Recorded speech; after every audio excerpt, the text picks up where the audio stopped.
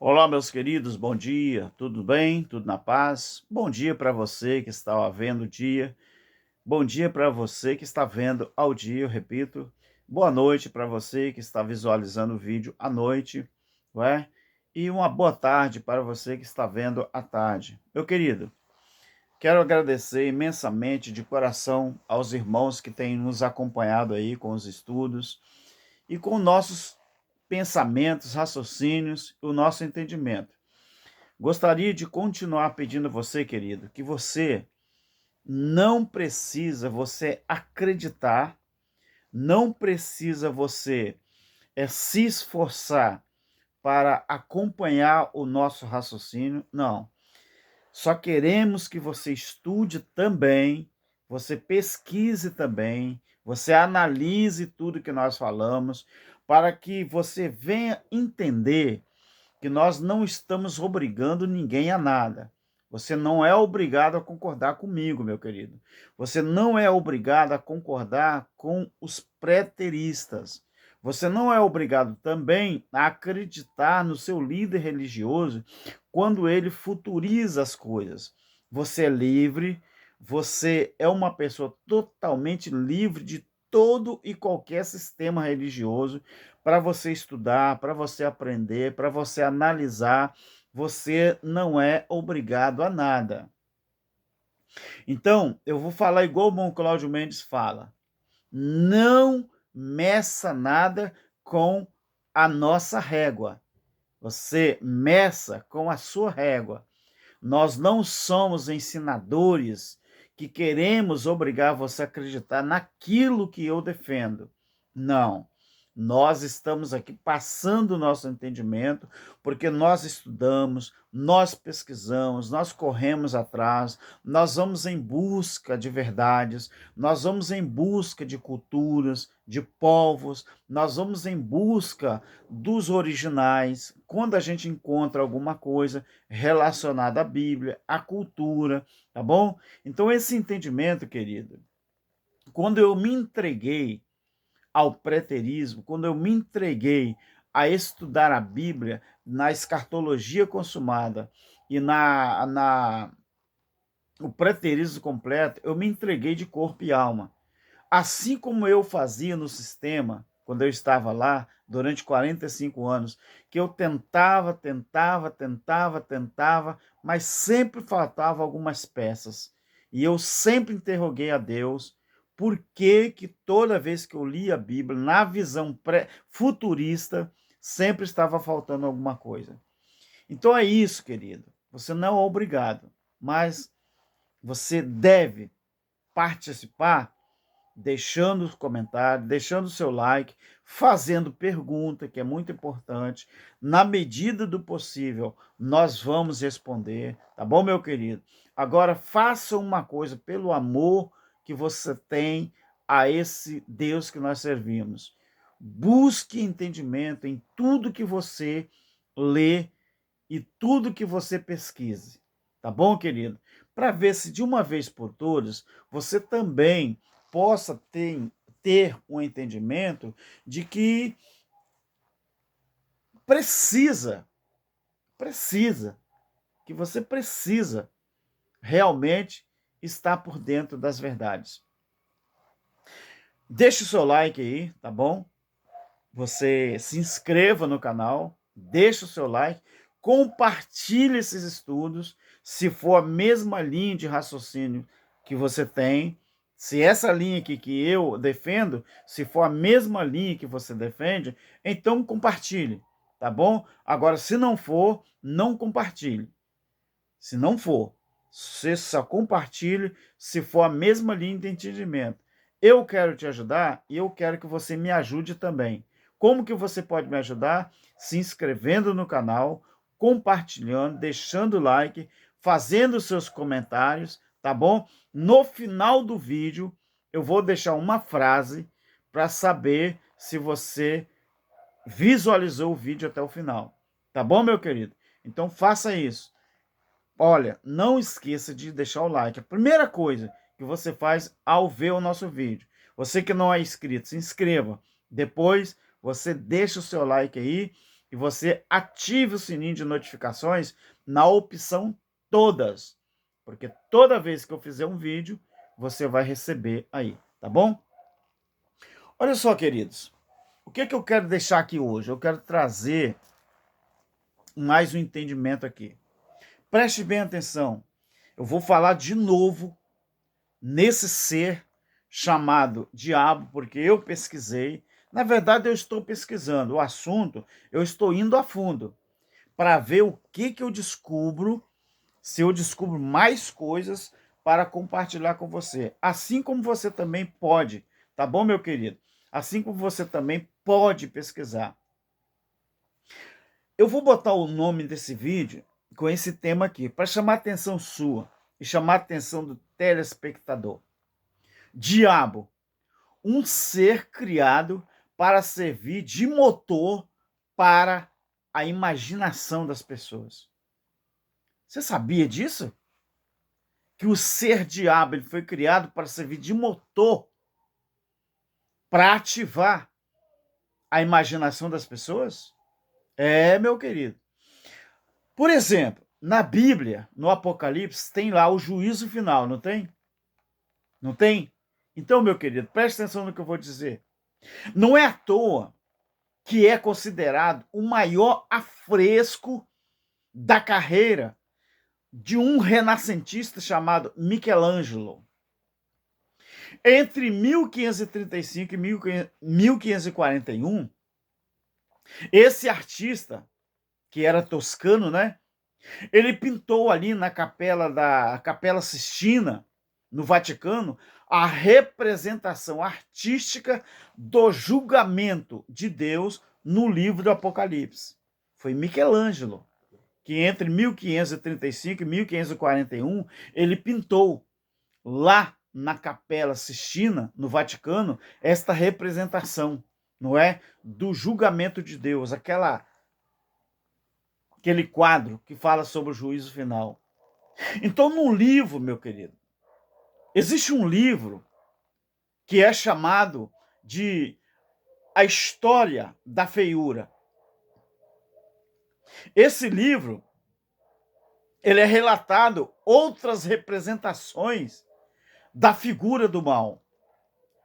Então, existiam em diversas culturas vários tipos de daimons.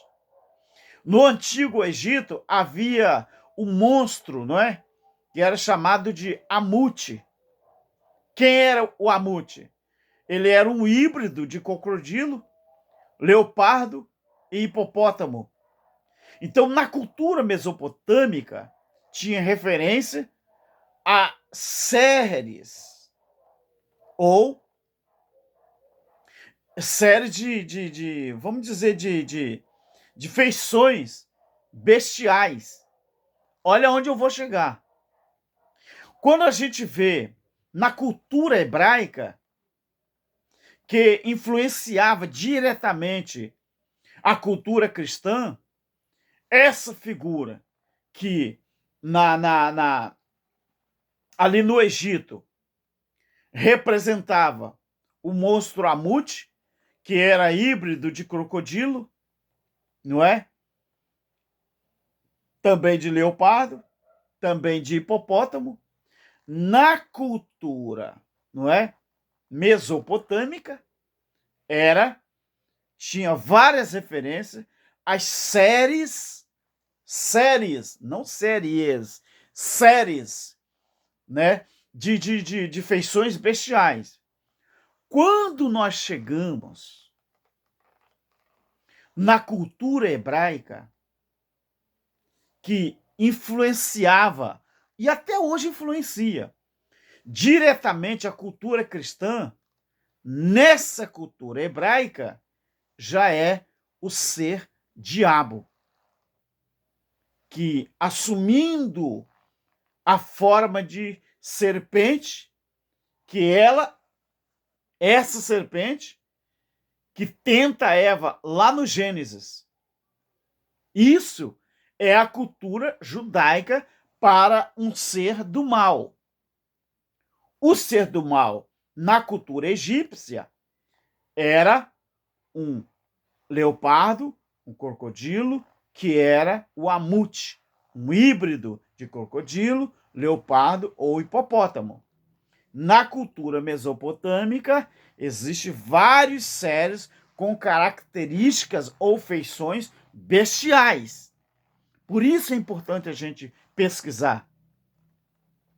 Quando a gente chega na cultura hebraica, esse ser diabo, esse ser maligno, que influenciava ou influencia diretamente a cultura cristã, esse diabo, ele vem assumindo a forma de uma serpente que tenta Eva, né? Lá no Gênesis, lá no jardim que estava no Éden, naquele jardim que estava no Éden, não o jardim do, mas a Bíblia diz que Deus fez um jardim e colocou no Éden. Então, Éden era um lugar ao qual foi posto um jardim. Não era o jardim que tinha o nome de Éden.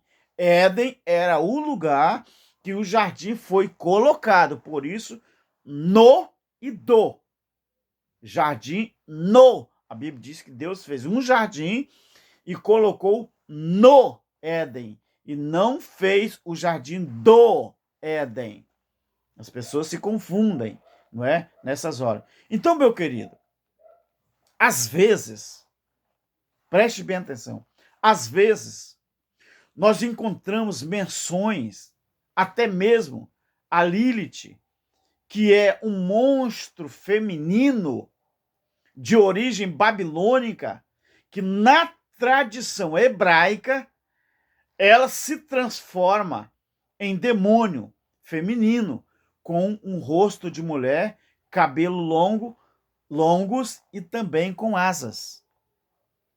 Você está vendo como, meu querido, é imprescindível você estudar as culturas para que você venha entender de onde que surgiu esses monstros que até mesmo na Bíblia ela descreve e contém. Meu querido, você sabia que a única religião no mundo que tem direitos autorais sobre a Bíblia é a Igreja Católica?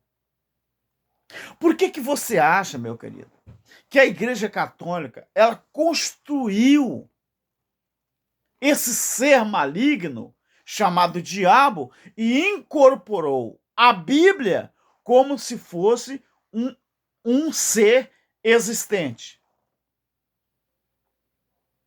Então essa Lilith ela era uma deusa adorada na Babilônia e também na Mesopotâmia.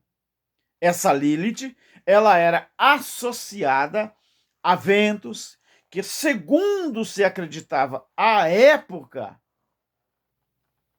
ela trazia enfermidades e também trazia mortes.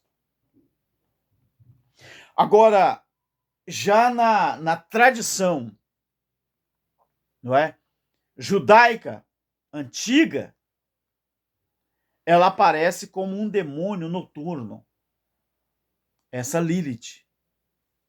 Para os islâmicos, preste atenção, para os islâmicos, essa Lilith foi a primeira mulher de Adão que acabou sendo acusada de ter sido ela a serpente que fez com que Eva comesse o fruto proibido. Você está vendo como é que você pesquisar, você conhecer, você ler as culturas antigas, como que é importante para que você venha abrir o seu entendimento? Aí, irmãos queridos, você que está visualizando o vídeo, aí chega os crentes, chega as pessoas que são crentes, que não gostam de estudar e nem tampouco pesquisar, eles ficam fazendo comentários, igual no vídeo que eu coloquei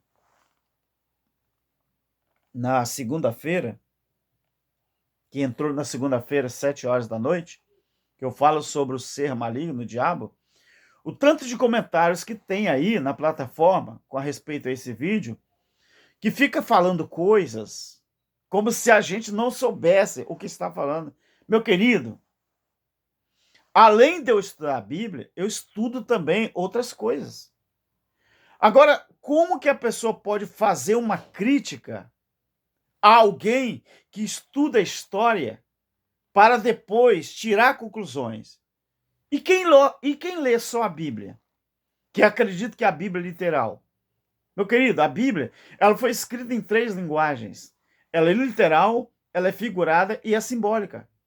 Então, o que é simbólico, o que é figurado, os crentes não querem nem saber de estudar. Por quê? Porque os crentes acham que a Bíblia ela tem que ser interpretada só literalmente. Aí eles caem no engano da religião. Então, essa figura icônica do demônio é aquele ser vermelho, não é? Aquele ser vermelho que a Igreja Católica contratou alguém para pintar aquele quadro, aquele diabo vermelho, aquele Satanás, não é? Então a figura icônica deste ser, com rabo, com chifres, não é? Com tridente, é uma construção paulatina, meu querido, gradual. Ela não foi lá feita e colocada assim, pronto, recebam aí, acredite nisso aqui. Não, querido. Ela é a construção paulatina gradual, que teve o seu início a partir do século XI. Foi com um processo de misericórdia, que palavra difícil. Sistematização. Ai, como diz o irmão Cláudio. Essa sistematização dogmática da figura do diabo, que tenta reunir em uma síntese tanta a teologia quanto as representações do imaginário social, do período em que, ao mesmo tempo que venha em socorro às necessidades políticas de uma ordem medieval que começa a se esboriar-se. Você acha mesmo, querido, que quem criou essa figura do ser diabo, essa figura do ser maligno, você acha que eles não tinham pretensões de alguma coisa para criar esse ser? Meu querido, essa figura que você vê, essa figura que você viaja, que você enxerga nos cartazes, nos quadros, meu querido, nada tem a ver com a Bíblia. Não. A Bíblia não descreve esse ser que a igreja inventou, que a igreja propaga-se para que pudesse ser o sócio da religião, o sócio da igreja. Não, meu querido, você está enganado.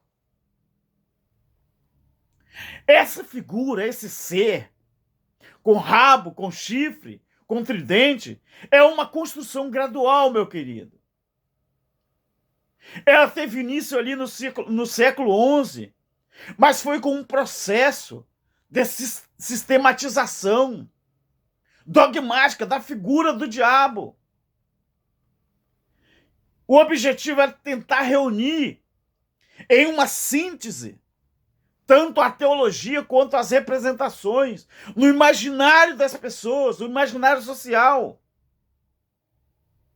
que ao mesmo tempo que vinha em socorro às necessidades políticas de uma ordem medieval, começou então a esboriar-se. Então, meu querido, preste atenção. Essa extensa iconografia do diabo dá testemunho da luta teológica, dá testemunho da luta política. Então essa imagem soberana, essa imagem senhorial, Essa imagem majestática, que é muito estém, do entre diabo, ela emerge, meu querido, lentamente. É no processo de consolidação do poder papal e da figura do rei, que era autocrático, como torrões de fortalezas, capaz de resistir a um Deus da maldade cada vez mais poderoso e antagonista da paz e da ordem.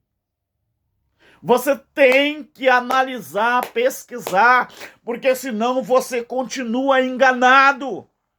E esse ser maligno, chamado diabo, até hoje, ele é usado como moeda de troca para enganar você, para meter medo em você e para dizer que você, se você não acredita, você não aceita Jesus, se você não dá dinheiro, se você não paga isso, pagar aquilo, você vai ser lançado lá onde está esse ser maligno. É mentira!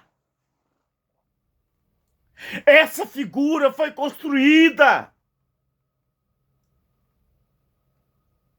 por causa da política, da teologia, da religião. Essa extensa iconografia, meu querido, do diabo, só foi para dar testemunho à luta teológica, à luta política. Aprenda isso em nome do nosso Criador.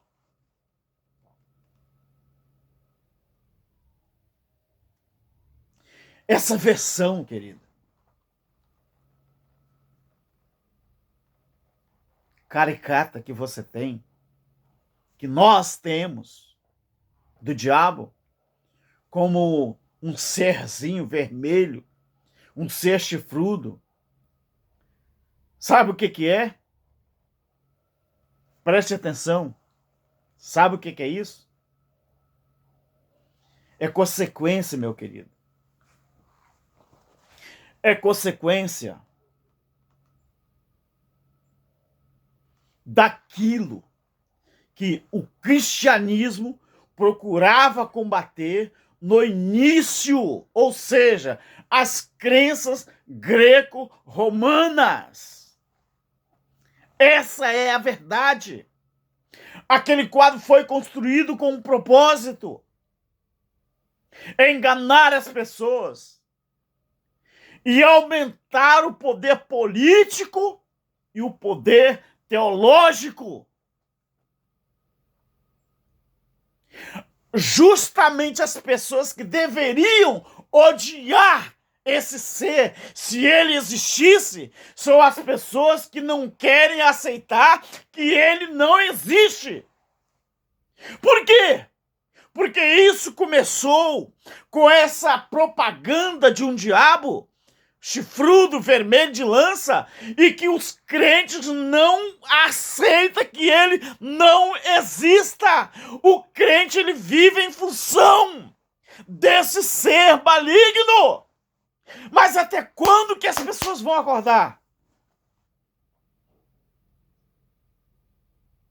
Então, o cristianismo, ao combater a religião greco e romana, eles então colocam chifres no diabo por conta do deus grego Pan,